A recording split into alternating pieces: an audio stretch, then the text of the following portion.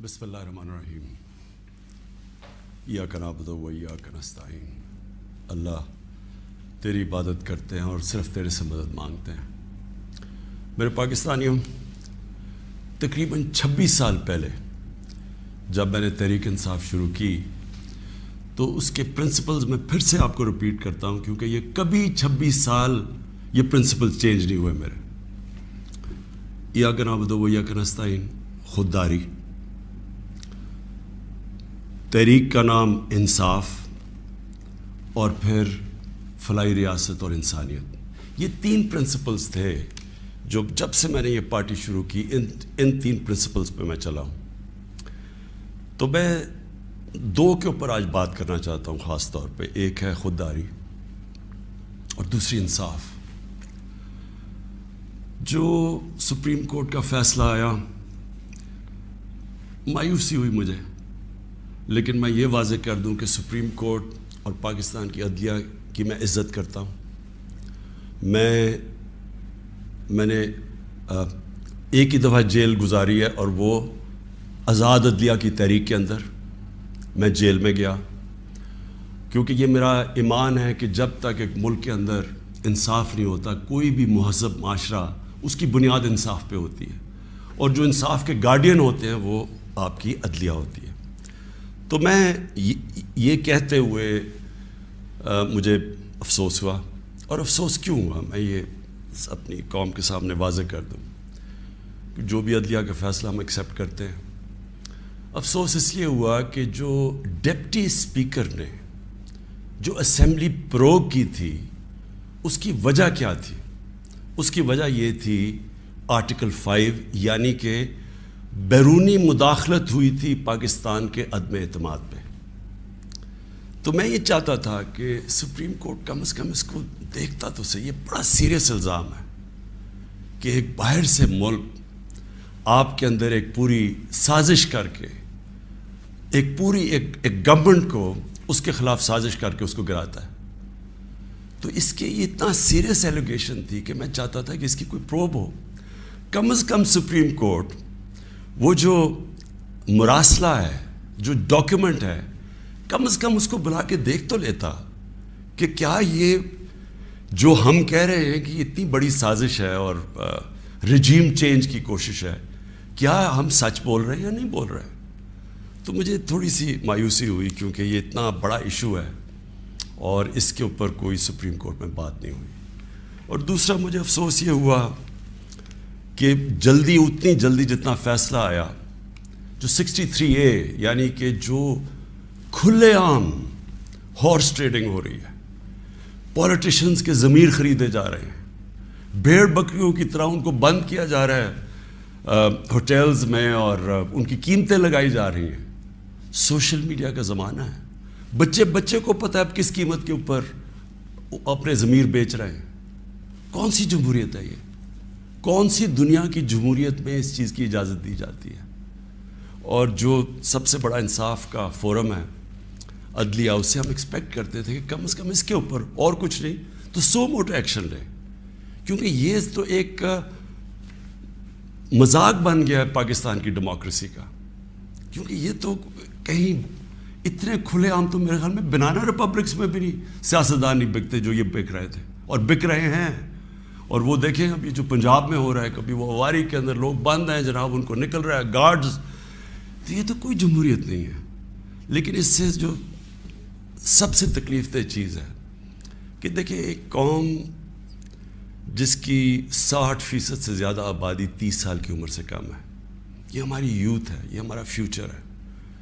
اور فیوچر کو آپ اگر گائیڈ نہیں کریں گے، ان کی تربیت نہیں کریں گے، ان کی اخلاقیات کو اٹھائیں گے نہیں، اس طرح کی چیزیں کریں گے، تو وہ بھی یہ سمجھیں گے کہ اگر ملک کے جو لیڈرشپ ہے، یہ ریپرزینٹیٹیوز ہیں، یہ اگر رشوت دے کے لوگوں کو خرید رہے ہیں، کوئی بک رہا ہے، کوئی خرید رہا ہے، تو ان کی ہم کیا مثال پیدا کر رہے ہیں؟ یعنی یہ کس طرف جا رہا ہے پاکستان؟ اور یہ پہلے بھی یہی شریف برادران نے شروع کی تھی، چانگا مانگا، آج سے کوئی 30-32 سال پہلے یہ تب شروع ہوا تھا، یہ بھیڑ بکریوں کی طرح سیاستدان کو خریدنا۔ اور تب سے سیاست اور نیچے گئی ہے کہ جیسے لوگوں کو یہ پتہ چلا کہ یہ بک رہے ہیں، لوگوں سے ووٹ لے کے آ رہے ہیں کہ ہم آپ کی بڑی خدمت کریں گے، وہاں جا کے لوگوں کی ووٹ لے کے اپنے ضمیر بیچ رہے ہیں، اور پھر ریزروڈ سیٹس والے بک رہے ہیں. ریزروڈ سیٹس تو ایک تحفہ دیتی ہے ایک پارٹی کسی کو، وہ بکے ہوئے ہیں، وہ کھلے عام بک کے اور وہ دوسری طرف گئے ہوئے ہیں. تو میں صرف ایک اب ایز اے پاکستانی بات کر رہا ہوں کہ جو ایک خواب دیکھتا تھا اور شروع سے کہ ایک بڑا ہمارا عظیم ملک بنے گا، اور میری یہ کبھی خواب نہیں گئی میرے سے، میرا یہ بلیف ہے کہ اس ملک نے بڑا ایک عظیم ملک بننا ہے، اور یہ ایک سٹرگل ہے اس طرف جانے کے لیے. لیکن یہ بہت بڑا دھچکا لگتا ہے اس سٹرگل کو جب آپ یہ تماشا دیکھ رہے ہیں. تو دونوں چیزیں بڑی سیریس ہیں ملک کے مستقبل کے لیے. تو میں صرف میری مایوسی یہاں تک ہے، ہم نے عدلیہ کا فیصلہ تسلیم کیا، لیکن میں اس میں ضرور مایوس ہوں کہ اوپنلی جب یہ چیزیں ہو رہی ہیں پاکستان میں، اس کے لیے کوئی سیریسنس نہیں ہے. یعنی جو بھی انصاف کے ادارے ہیں، جو ہمارے پبلک ہے، وہ یہ جب تماشا دیکھ رہی ہے تو میں ایکسپیکٹ کرا کہ کوئی بھی اس کے اوپر، جو میں اور میری زندگی کتنے 20 گرمیاں گزری ہیں انگلینڈ میں، اور کافی اور بھی میں نے ٹائم گزارا، دنیا ٹریول کرتا تھا، کرکٹ میں ساری دنیا میں گیا ہوں. میں نے کبھی اس طرح کی چیز کسی بھی ویسٹرن ڈیموکریسی کے اندر نہیں دیکھی، کبھی سنا بھی نہیں ہے. نہ کوئی سوچ سکتا کسی کو خریدنے کا، نہ کوئی اپنے آپ کو اپنا ضمیر بیچنے کا سوچ سکتا ہے، کیونکہ معاشرہ اس کے خلاف کھڑا ہو جاتا ہے. جو میں نے اپنے لوگوں کو امر بالمعروف پہ بلایا تھا یہاں اسلام آباد میں، وہ اس لیے بلایا تھا کہ میں نے اپنی قوم کو یہ بتا رہا تھا آپ کی ذمہ داری ہے کہ جب آپ ایسی چیز دیکھتے ہیں، اگر آپ بدی کو کچھ نہیں کرتے، روکتے نہیں ہیں، وہ پھیل جاتی ہے معاشرے میں. وہاں جو میں نے دیکھا ہوا ہے ان معاشروں کے اندر جو مسلمان بھی نہیں ہیں، آپ یقین کریں جس طرح وہ امر بالمعروف پہ کھڑے ہوتے ہیں، میں تو کسی مسلمان معاشرے کو بھی اس طرح نہیں کھڑے ہوتے دیکھا. آپ ہمارے بیرون ملک پاکستانی ہیں، کبھی ان سے پوچھیں تو صحیح کہ کس طرح وہ معاشرے اچھائی کے ساتھ کھڑے ہوتے ہیں، بدی کے خلاف ہوتے ہیں، حق کے اوپر کھڑے ہوتے ہیں، باطل کے خلاف کھڑا ہو جاتے ہیں، قوم کھڑی ہو جاتی ہے. جب برطانیہ میں 20 لاکھ لوگوں کے ساتھ میں نے بھی مارچ کی آج سے 20 سال پہلے عراق وار کے خلاف، تو برطانیہ کو فائدہ ہو رہا تھا عراق وار سے، وہ تیل کی جنگ تھی، لیکن لوگوں نے نکلے، انہوں نے کہا آپ بڑا غلط کر رہے ہیں، آپ جھوٹ بول رہے ہیں. تو قوم نکلی. یہ زندہ قوم کی نشانی ہے. تو میری آج اپنی قوم سے بھی یہ ہے کہ وہ، اور میں آپ کو بعد میں اس کے اوپر بھی آؤں گا جب میں اپنی تقریر ختم کروں گا کہ آگے ہم نے کرنا کیا ہے. لیکن میں اپنی قوم کو بھی کہتا ہوں کہ اگر آپ اس طرح کی چیز کہ ایک باہر سے سازش ہو کے گورنمنٹ گر رہی ہے اور وہ پلان کر کے پورا ایک پلاٹ ہے جس کے اوپر میں ابھی بعد میں بتاتا ہوں، تو یہ آپ نے اپنے آپ کو بچانا ہے. جو اپنے بچوں کا مستقبل بچانا چاہتا ہے اس ملک میں، آپ اگر اس کے خلاف نہیں کھڑے ہوں گے، کسی نے اور آ کے آپ کو نہیں بچانا. قوم کھڑی ہوتی ہے اس کے اوپر، یہ بدی کے خلاف. اب میں آتا ہوں جی، یہ جو مراسلہ ہے یہ کیا ہے. پہلے تو یہ سمجھیں اس کو ایک سائفر ایک ہوتا ہے. سائفر کا مطلب کیا ہے؟ سائفر یہ ہوتا ہے کہ ہماری جو ایمبیسیز ہوتی ہیں باہر، وہ فارن آفس کو ایک کوڈڈ میسج میں سیکرٹ میسیجنگ کرتی ہیں کہ جو بھی ان کی انٹریکشن دوسرے ملکوں میں ہو رہا ہوتا ہے. وکی لیکس کا آپ کو سنا ہوگا چند سال پہلے، وہ کیا تھا؟ وہ یہی تھا کہ امریکن ایمبیسیز جو اپنے سیکرٹ ڈاکیومنٹس بھیج رہی تھی، وہ کسی نے ان کو ایکسپوز کر کے وہ پبلک میں آ گئی، وہ وکی لیکس تھی. تو اسی طرح جو آپ کا یہ جو سائفر میسج آتی ہے، یہ ٹاپ سیکرٹ ہوتی ہے. کیوں نہیں میں وہ کاغذ پبلک میں دے سکتا؟ کیوں نہیں میں میڈیا کو دے سکتا؟ کیونکہ اس کے اوپر کوڈ ہوتی ہے، اور اگر ہم وہ سائفر پبلش کر دیں تو باہر کی دنیا کو پتہ چل جائے گا کہ پاکستان کی کوڈ کیا ہے. لہٰذا ہماری جتنی بھی سیکرٹ انفارمیشن ہے وہ ساری ایکسپوز ہو جائے گی. اس لیے میں یہ پبلک کو نہیں دے سکتا. لیکن آپ یقین کریں کہ میں اتنا میرا دل ہے کہ پبلک یہ خود اپنی آنکھوں سے دیکھے کہ یہ کیا تھا. اب میں آپ کو بتاتا ہوں یہ ہوا کیا. ہوا یہ کہ امریکہ میں جو امبیسڈر تھا اس کی ایک ملاقات ہوئی امریکن آفیشل کے ساتھ. اب امریکن آفیشل جو تھا اس کی بس صرف میں تھوڑی سی بات آپ کو بتاتا ہوں کہ اس نے کہا کیا. اس نے پہلے کہا کہ جی عمران خان کو روس نہیں جانا چاہیے تھا. وہ بڑا اس نے کوشش کی امبیسڈر نے بتانے کے لیے کہ اس کی وجوہات ایک کنسنسس تھا, پہلے سے پلان بنا ہوا تھا, لیکن اس نے کہا نہیں یہ صرف عمران خان نے فیصلہ کیا. پھر وہ جو کہتا, اور میں یہ چاہتا ہوں آپ قوم ذرا غور سے میری بات سنیں کہ اس نے کہا کیا. اس نے کہا کہ اگر آپ عمران خان کو یہ, اور اس نے کہا ابھی عدم اعتماد درج نہیں ہوا تھا پاکستان میں, اس سے پہلے یہ کہہ رہا ہے, یعنی اسے پتہ تھا کہ عدم اعتماد آنے والی ہے. کہتا کہ اگر عمران خان اس میں سے بچ جاتا ہے عدم اعتماد سے تو پاکستان کو بڑا مشکل یعنی کانسیکوینسز فیس کرنے پڑیں گے. تکبر دیکھیں کہ اگر عمران خان یعنی سٹنگ پرائم منسٹر اگر وہ نہیں ہٹتا اس میں سے تو پاکستان کو نقصان ہوگا. اور پھر کہتا لیکن اگر وہ ہار جاتا ہے تو پاکستان کو معاف کر دیا جائے گا. یعنی یہ بھی نہیں اس نے کہا کہ اگر وہ نہیں آتا تو جو بھی دوسرا آئے گا پہلے ہم دیکھیں گے وہ کیا کر رہا ہے پھر ہم اس کو معاف کریں گے. نہیں, اس نے کہا جو بھی آئے گا معاف کر دے گا. یعنی کہ اس کو پتا تھا کہ کس نے آنا ہے, کس نے اچکن سلوائی ہوئی ہے, کون تیاری میں بیٹھا ہوا ہے, اسے سب پتا تھا, تو اس کو معاف کر دیں گے. اب میں آج آپ کے سامنے جو یہ میں اصل میں جو بات کرنا چاہتا ہوں وہ یہ ہے کہ دیکھیں ہم 22 کروڑ لوگ ہیں. 22 کروڑ لوگوں کے لیے کتنی توہین ہے کہ ایک حکم دے رہا ہے 22 کروڑ لوگوں کے الیکٹڈ سربراہ کو. وہ پتہ نہیں وہ کس کو حکم دے رہا ہے, کیونکہ میں تو چیف ایگزیکٹو ہوں, مجھے نہیں دے رہا. وہ کسی کو کہہ رہا ہے کہ اگر یہ آپ کا پرائم منسٹر بچ جاتا ہے تو آپ کو فیس کرنے پڑیں گے کانسیکوینسز. اور پھر کہتا ہے کہ اگر یہ ہٹ گیا تو معاف کر دیں گے ہم آپ کو. میں صرف آپ کو یہ کہنا چاہتا ہوں کہ میرے پاکستانیوں, اگر ہم نے اس طرح ہی زندگی گزارنی ہے تو ہم اپنے آپ سے سوال پوچھیں کہ ہم آزاد ہوئے کیوں تھے. ہم کیوں 23 مارچ کو سیلیبریٹ کرتے ہیں, ہم کیوں جناب 14 اگست کو بڑا جشن بناتے ہیں. اگر ہم نے اسی طرح رہنا ہے کہ باہر سے حکم آ رہا ہے کہ جی آپ نے اگر اس کو نہ ہٹایا, اور پھر ہوتا کیا کہ وہ شروع ہو جاتی ہے ایک دم ہمارے لوگ جانے شروع ہو جاتے ہیں. ہمارے جو اپنی پارٹی کے ایک دم پتہ چلتا ہے جی ان کو ایک دم پتہ چلا کہ وہ تو جی تحریک انصاف تو بڑی گورنمنٹ بہت ہی بری ہے جی, عمران خان کے تو ساری برائیاں ان کو پتہ چل جاتی ہیں, اور وہ سارے ادھر اور ان کو بند کرنا شروع کر دیتے ہیں سندھ ہاؤس میں, اور وہ سارے ایک دم سارا ڈرامہ شروع ہو جاتا ہے. میڈیا کے اندر بھی پیسہ چل رہا ہوتا ہے. میڈیا کی یعنی میڈیا کو بھی شرم نہیں آئی کہ ایک لوگ پارٹی کے ٹکٹ پہ الیکٹ ہو کے دوسری پارٹی میں جا رہے ہیں, سب کو پتہ ہے پیسے لے, وہ بھی اس کی سپورٹ کر رہا, بڑا جشن بنایا جا رہا ہے جی وہ گورنمنٹ گر رہی ہے, یعنی جس طرح کوئی بہت بڑا کارنامہ ہو گیا یہ. اور پھر ہمیں آہستہ آہستہ چیزیں پتہ چلنا شروع ہوتی ہیں. پتہ یہ چلتا ہے کہ ان کے ڈپلومیٹس, امریکہ کے ڈپلومیٹس ہمارے لوگوں سے مل رہے ہیں چند مہینے پہلے.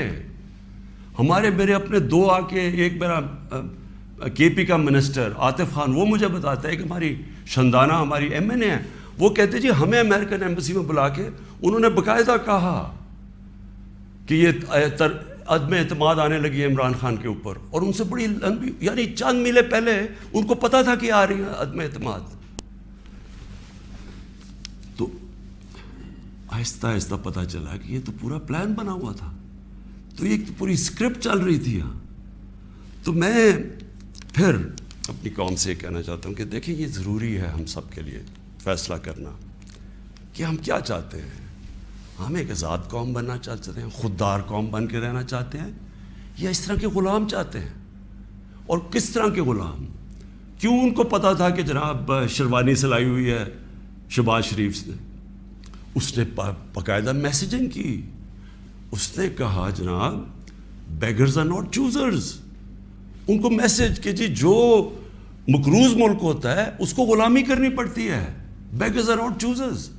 وہ دوسرا ان کا منسٹر بھیجتا ہے جی ہم تو لائف سپورٹ مشین پہ ہیں، تو وہ تو جب امریکہ چاہے بند کر دے، یعنی ہم تو ہیں غلام۔ پہلے تو ان دونوں سے پوچھو کہ آپ 30 سال سے یہ ساری آپ کی پارٹیز حکومت میں تھیں، تو کس نے یہ لائف سپورٹ مشین اور یہ مقروض کیا ملک کو؟ یہ کیا 3.5 سال میں ہوا ہے؟ 30 سال سے تو آپ پاور میں بیٹھے ہوئے ہیں، اور آج آپ کہہ رہے ہیں کہ جی کیونکہ جی ہمیں پر قرضے چڑھے ہوئے ہیں تو ہمیں تو غلامی کرنی پڑے گی۔ مجھے یہ قوم کے سامنے میں رکھتا ہوں، دیکھیں مجھے تو مغرب باقی سب سے بہتر جانتی ہے، اگر کسی کو بھی وہ جانتی ہے اس ملک میں، وہ عمران خان کو جانتی ہے۔ مجھے تو 23 سالوں سے وہ جانتے ہیں لوگ، میری تو ان کے پاس ساری پروفائل پڑی ہے، تو وہ کیوں یہ کہہ رہے ہیں کہ جی اس کو نکالنا ہے؟ کیا میں نے ان کے غلطی کیا ہے؟ کیا جرم کیا ہے؟ اور میں آپ کو بتاتا ہوں جرم کیا ہے۔ سب سے بڑا جرم یہ ہے کہ انہوں نے ساری پروفائل جب میری دیکھی، اور ان کو پتہ ہے پہلے سے کہ اس نے ڈرون اٹیکس کی مخالفت کی، اس نے عراق وار کی مخالفت کی، اس نے افغانستان مسلسل کہتا رہا کہ یہ ملٹری سلوشن نہیں ہے افغانستان میں، یا یہاں مذاکرات سے بات ختم ہوگی۔ اس نے ڈرون اٹیکس جب ہوئے یہاں، یہی جو بیگرز اینڈ آؤٹ چوزرز، یہ اور اس کا بھائی جب پاور میں تھے، اور آصف زرداری، تو 400 ڈرون اٹیکس جب پاکستان میں ہوئے تو کس نے بولا؟ کس نے مظاہرے کیے؟ کس نے دھرنے دیے؟ عمران خان نے دیے۔ تو ان کو سب پتہ تھا، ان کو یہ پتہ ہے کہ عمران خان نہ اس کی کوئی چوری کے پیسے باہر پڑے ہیں، نہ اس کی کوئی جائیداد باہر پڑی ہے، نہ اس کے کوئی باہر بینک اکاؤنٹس ہیں، یعنی کہ وہ کنٹرول نہیں ہو سکتا۔ تو لہٰذا یہ اس کا قصور ہے کہ کیونکہ وہ ہمارا پتلا نہیں بن سکتا، اس لیے اس کو ہٹانا بڑا ضروری ہے۔ اور یہ سارا کچھ جو ڈرامہ ہو رہا ہے، یہ صرف ایک آدمی کو ہٹانے کے لیے ہو رہا ہے۔ تو ان کی کیا ان کو خاصیت پسند ہے؟ ان کو پتہ ہے کہ یہ اپنے پیسے کے لیے یہ اس ملک کی ہر قسم کی قربانی دینے کے لیے تیار ہے۔ 400 ڈرون اٹیکس میں نے بتایا، یہ کبھی ان کے منہ سے سنا تھا کہ یہ ہر ہیومینیٹیرین لاز، ہر ہیومن رائٹس کی وائلیشن ہے کہ آپ آپ ان کی مدد کر رہے ہیں، آپ قربانیاں دے رہے ہیں، اور وہ آپ ہی بمباری کر رہے ہیں۔ اور بمباری کس طرح لوگوں کو مار رہے ہیں؟ ایک آدمی 4000 میل سے فیصلہ کرتا ہے کہ جناب یہ دہشت گرد ہے، اور اوپر سے بٹن دباتا ہے اور وہ نیچے مر جاتے ہیں۔ ادھر فلمیں بنی ہیں امریکہ کے اوپر، اس کے اوپر ایک میں نے فلم بھی دیکھی ہوئی ہے، یہ جو ڈرون اٹیکس کرتے تھے، کس کو اب کابل میں ڈرون اٹیک ہوا تھا، پہلے رپورٹ آئی جی کہ پتہ نہیں 8 وہ آئیسل کے ممبرز مر گئے، دہشت گرد مر گئے، اگر اگلے دن پتہ چلا جناب ایک آدمی اور اس کے بچے مر گئے۔ تو آپ کو پتہ ہے کہ کتنی دفعہ قبائلی علاقے کے اندر اس طرح لوگ مرے، ہمارے لوگوں کو کیسے، یعنی 400 ڈرون اٹیکس ایک دم مدرسے میں کر دیا، 80 بچے بیچارے مر گئے، شادیوں پہ اٹیک ہو گیا، کوئی پوچھنے والا نہیں تھا، کیونکہ یہ اپنے پیسے کے غلام ڈرے ہوئے تھے کہ کہیں وہ ناراض ہو گیا تو ہمارا وہ حال نہ ہو جو آج روسیوں کا حال ہو رہا ہے، جو یوکرین کی جنگ کی وجہ سے آج روسیوں کے وہ ضبط کر رہے ہیں اکاؤنٹس، ان کے آج وہ جو ان کی آف شور اکاؤنٹس ہیں، جو ان کی پراپرٹیز ہیں، وہ ضبط کر رہے ہیں۔ تو یہ تو اس لیے کنٹرولڈ ہے، اور اس لیے وہ چاہ رہے ہیں کہ یہ آ جائیں تاکہ پھر سے پاکستان کو جو وہ فیصلہ کریں ہم وہ کریں۔ تو میں پھر سے اپنی قوم کو کہتا ہوں، ہمیں نے یہ فیصلہ کرنا ہے کہ ہمیں کس طرح کا پاکستان چاہیے۔ میں آپ کو آج مجھے افسوس اور تکلیف بھی ہوتی ہے کہتے ہوئے، ہمارے ساتھ ہی ہندوستان آزاد ہوا تھا، میں ہندوستان بھی باقیوں سے بہت بہتر جانتا ہوں، میری دوستیاں بھی تھیں، کرکٹ کی وجہ سے بڑا مجھے رسپیکٹ بھی ملا، پیار ملا، میں میری لوگوں سے وہاں واقفیت بھی بڑی ہے۔ مجھے بڑا افسوس ہے کہ یہ صرف ایک RSS کی آئیڈیالوجی کی وجہ سے، اور یہ جو کشمیر میں انہوں نے کیا ہے اس کی وجہ سے ہمارے تعلقات نہیں ہیں۔ لیکن میں آپ کو یہ کہہ دوں کہ وہ ایک بڑے خوددار قوم ہے، کبھی کسی کی جرت نہیں ہے کہ وہاں اس طرح کی بات کریں، کسی سپر پاور کی جرت نہیں ہے کہ وہاں